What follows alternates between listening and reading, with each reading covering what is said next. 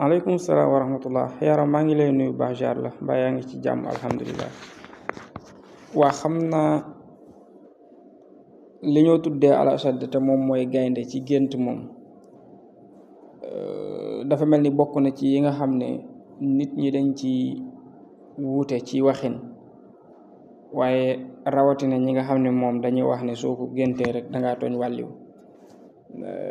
duma ko weddi waaye ñàkkul xëy na ñoom ñu koy wax am na fuñ ko teg te man xaw ma ko, waaye lu mën a xew yow li nga wax ne da nga gént gaynde di la dàq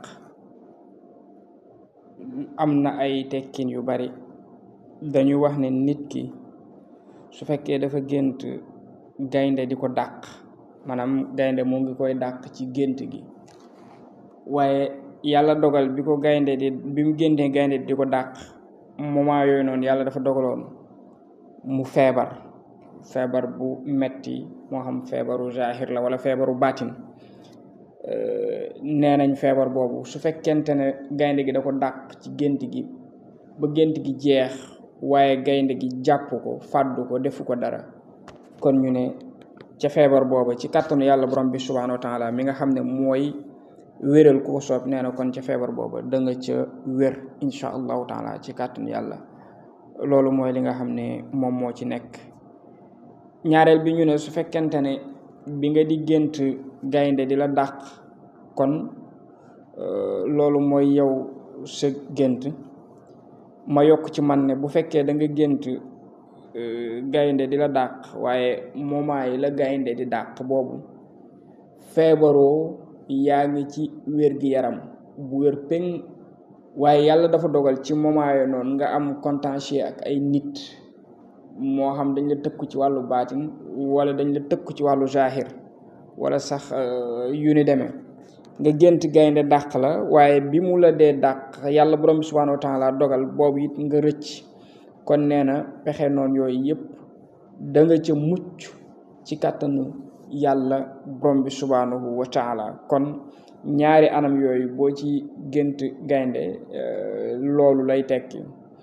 beneen ñetteel bi mooy ki nga xam ne dafa gént gaynde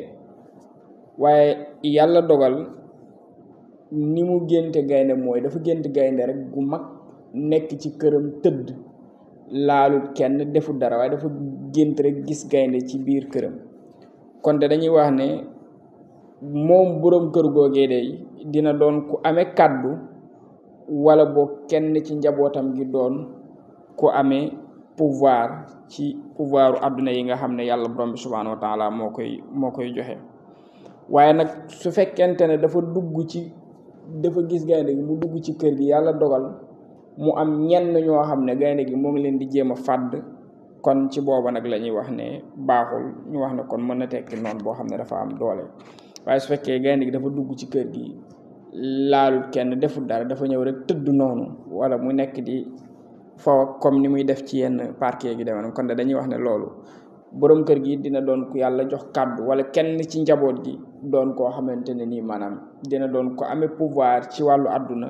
dina doon koo xam ne tamit dinañ koy déglu lool kàddoom, yàlla mën na ko defal ay ndomb tànk. kon yaakaar naa 4 yooyu moom mooy li nga xam ne